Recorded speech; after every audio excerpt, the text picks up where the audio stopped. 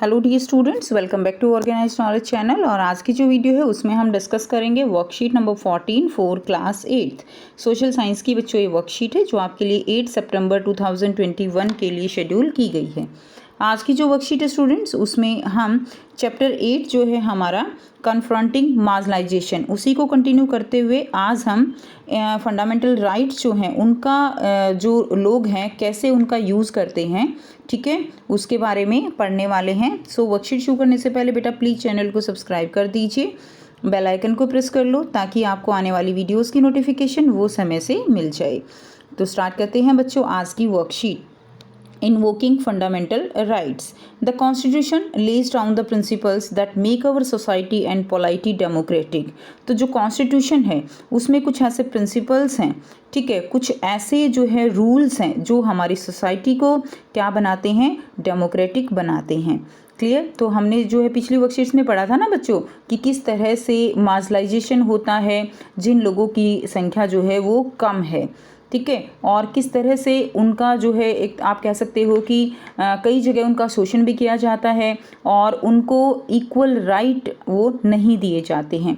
तो उन्हीं चीज़ों को देखते हुए हमारा जो कॉन्स्टिट्यूशन है उसमें कुछ राइट दिए गए हैं और ये राइट जो भी इंडिया का सिटीजन है हर किसी को ये राइट जो है हमारे कॉन्स्टिट्यूशन में दिए गए हैं और उनको हम क्या कहते हैं, उनको हम फंडामेंटल राइट कहते हैं। सो they are defined in and through the list of fundamental rights that are an important part of the constitution। और उनको जो है फंडामेंटल राइट्स में क्या किया गया है, उनको एक्सप्लेन किया गया है जो कि हमारे कॉन्स्टिट्यूशन का एक बहुत ही इम्पोर्टेंट पार्ट आप कह सकते हो। These rights are available to all Indians equally। तो ये जो राइट्स हैं ये सभी इंडियंस को इक्वली दिए गए हैं।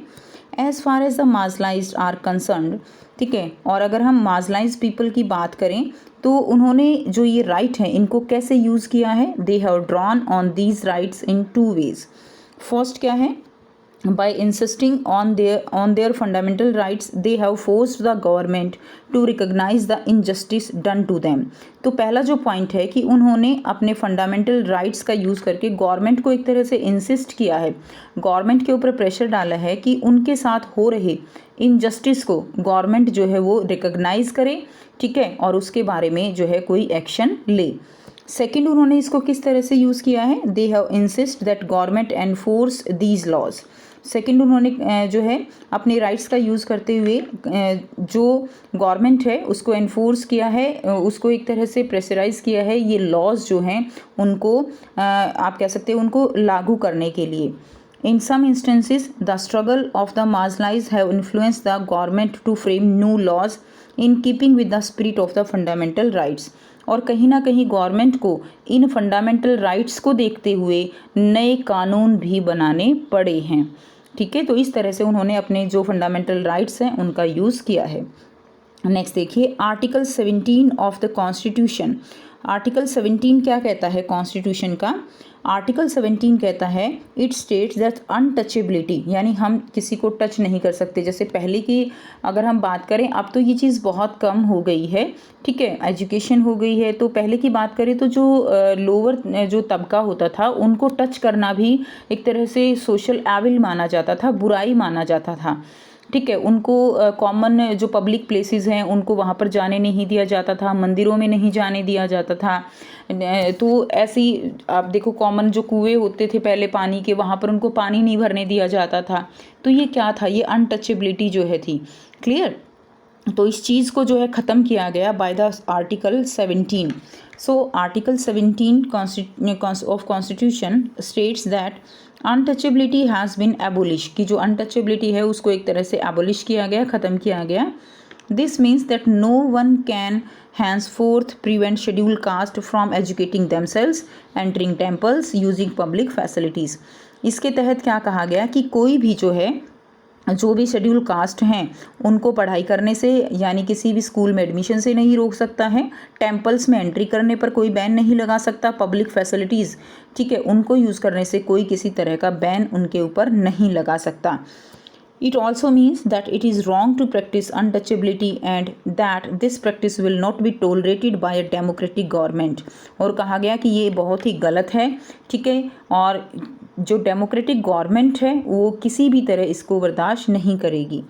There are other section in the constitution that help to strengthen the argument against untouchability, कि और भी दूसरे भी सेक्शंस हैं जो कि इस तरह की जो अनटचेबिलिटी है उसको जो है क्या करते हैं, अनटचेबिलिटी इसके पॉइंट को स्ट्रेंथन करते हैं। क्लियर। फॉर एग्जांपल, और इसके लिए एग्जांपल है हमारे पास, यानी एक और आर्टिकल है जो इस चीज़ को जो है क्या करता है, इस चीज़ का विरोध करता है, और वो है आर्टिकल हमारे पास 15।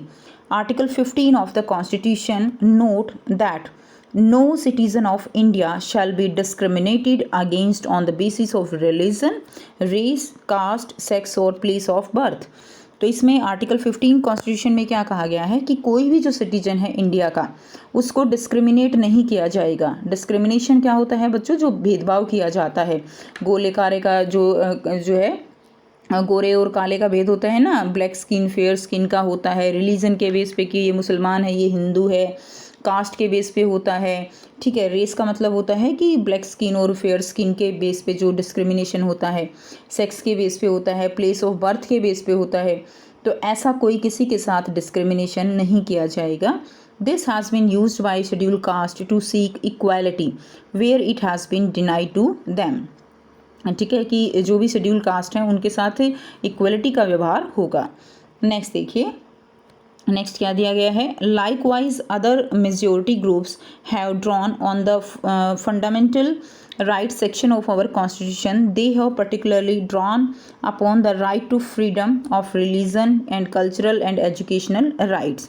जो लोग माइनॉरिटी ग्रुप से बिलोंग करते हैं उनका एक और फंडामेंटल राइट है हमारे कॉन्स्टिट्यूशन में, और वो राइट कौन सा है, the right to freedom of religion and cultural and educational right, ठीक है।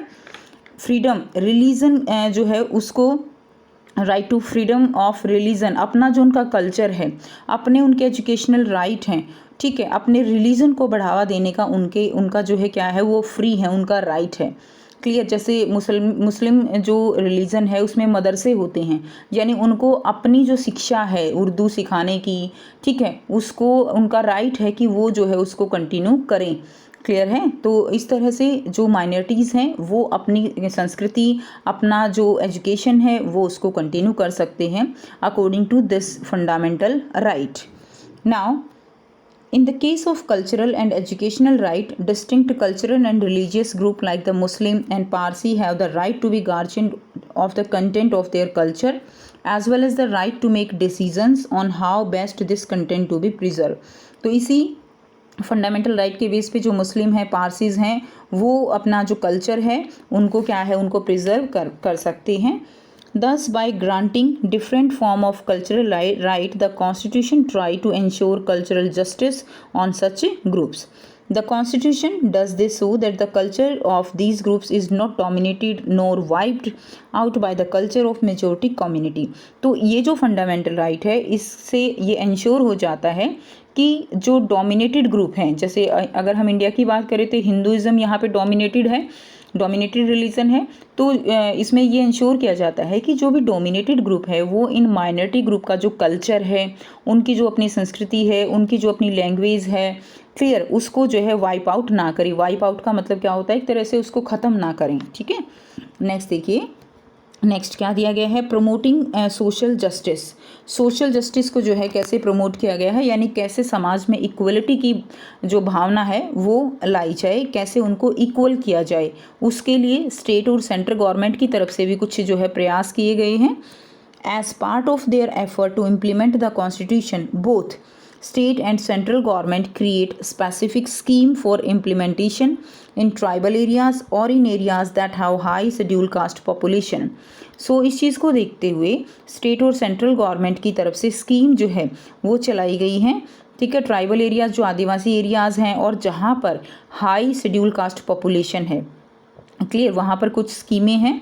For example, the government provide for free and subsidised hostels for students of schedule caste and Adivasi communities. जैसे कि जो हॉस्टल हैं जहाँ बच्चे रहते हैं पढ़ने के लिए, वो हॉस्टल उनको कम रेट पर दिए जाएं ताकि वो अपनी एजुकेशन को कंटिन्यू कर सकें, ठीक है, so that they can avail of education facilities that may not be available in their localities, ठीक है।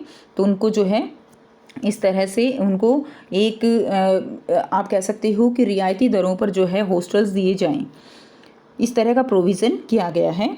In addition the government also operate through law to ensure that concrete steps are taken to end inequality in the system. तो इस तरह से steps लिए गए हैं, कुछ लॉज हैं ताकि जो लोगों में के बीच में अनइक्वलिटी है उसको ख़त्म किया जा सके। On such law policy is the reservation policy. और एक और पॉलिसी जो है, आप सब बच्चे रिजर्वेशन वर्ड से फैमिलियर हो, सो रिजर्वेशन पॉलिसी जो है वो लागू की गई है, through which seats are reserve for schedule caste and Adivasis in educational institution and government employment, जिसके तहत शेड्यूल कास्ट और आदिवासी जो है उनके लिए कुछ सीटें जो है वो रिजर्व की गई हैं। क्लियर? और गवर्नमेंट जॉब जो है उनके अंदर भी क्या है, कुछ सीटें जो हैं वो रिजर्व की गई हैं। क्लियर? तो इस तरह की पॉलिसीज़ गवर्नमेंट के द्वारा जो है इक्वलिटी के लिए चलाई गई हैं। अब जो है यहाँ पर देखिए, अब आपने वर्कशीट को समझ लिया है। अब यहाँ पर बहुत ही आसान से जो है 3 क्वेश्चन बच्चों दिए गए हैं। फर्स्ट क्वेश्चन क्या है, how can the people of marginalised section exercise their fundamental rights to fight against injustice done to them. कि जो मार्जिनलाइज्ड सेक्शन है उन्होंने जो अपने फंडामेंटल राइट्स हैं उनको किस तरह से इनजस्टिस के खिलाफ उनको यूज़ किया है। क्लियर? सो देखिए, आप इसका आंसर लिखेंगे यहाँ से कि किस तरह से जो फंडामेंटल राइट है बेटा उन्होंने उसको कैसे यूज़ किया है। तो हमने स्टार्टिंग में ही पढ़ा है, ये आप आंसर लिखेंगे। They have drawn on these rights in 2 ways. 2 way से उन्होंने यूज़ किया है। फर्स्ट वे आप ये लिख देंगे और सेकंड ये लिख देंगे। तो यहाँ तक बच्चों आप इसका आंसर लिख देंगे क्वेश्चन नंबर फर्स्ट का। ठीक है, हम ऑलरेडी समझ चुके हैं, तो अब आप यहाँ से लेकर यहाँ तक इसका आंसर लिख देंगे। नेक्स्ट देखिए, क्वेश्चन नंबर सेकंड हम करेंगे, तो वीडियो पॉज करके बेटा आप इसको अच्छे से लिख लीजिए। क्वेश्चन सेकंड क्या है, how do state government and central government promote social justice. State government और जो सेंट्रल गवर्नमेंट है वो सोशल जस्टिस को कैसे प्रमोट करते हैं। तो यहाँ से आप लिखेंगे, state and central government create specific scheme for implementation in tribal areas और in areas that have a high schedule caste population. तो आप यहाँ तक भी लिख सकते हैं, लेकिन एग्जाम्पल अगर आप देंगे तो आपका क्वेश्चन बहुत ही अच्छा क्वेश्चन बन जाता है एग्जाम्पल से। तो आप जो है इसके में एग्जाम्पल भी दे सकते हैं। तो यहाँ से आप एग्जाम्पल देना चाहेंगे तो यहाँ से आप एग्जाम्पल भी दे दीजिए। ठीक है, क्लियर? तो यहाँ तक भी आप लिख सकते हो बेटा। ये आपका क्वेश्चन नंबर 2 का आंसर हो जाएगा। नेक्स्ट देखिए, क्वेश्चन नंबर 3 है, right short on article 15 of Indian constitution और आर्टिकल 17 ऑफ इंडियन कॉन्स्टिट्यूशन। तो आपको आर्टिकल 15 पे आर्टिकल लिखना जो है शॉर्ट नोट लिखना है और आर्टिकल 17 पे लिखना है। तो इसका आंसर आप पहले ऐसे हेडिंग डाल लीजिए। उसके बाद हमने अभी यहाँ पे बहुत अच्छे से पढ़ा है आर्टिकल 15 और आर्टिकल 17। तो ये जो है आपका ए का आंसर हो जाएगा, यहाँ से लेकर और यहाँ तक ए का आंसर हो जाएगा आपका। ये आर्टिकल 15 है, ठीक है, जिसमें कोई भी डिस्क्रिमिनेशन नहीं किया जाएगा। क्लियर? तो यहाँ से लेकर यहाँ तक भी आप लिख सकते हो, यहाँ तक लिख दीजिए। अगर बच्चों आपको ये बड़ा आंसर लग रहा है तो यहाँ तक लिख दीजिए, ये भी सफिशिएंट रहेगा। सेकंड ये ए का हो गया और बी का लिख देंगे, ये पूरा बी के लिए ये कंप्लीट लिखना है। क्लियर? तो ये जो है आपका बी का आंसर हो जाएगा। तो ये थी बच्चों आपकी आज की एसएसटी की वर्कशीट बेटा। आई होप सभी स्टूडेंट्स को क्लियर है। कोई भी डाउट है तो आप पूछ सकते हो। वीडियो अच्छी लगे तो प्लीज़ लाइक कर दीजिए, शेयर कर दीजिए और चैनल को भी सब्सक्राइब कर लीजिए। So thanks for watching. मिलते हैं नेक्स्ट वीडियो में नेक्स्ट वर्कशीट के साथ। Take care.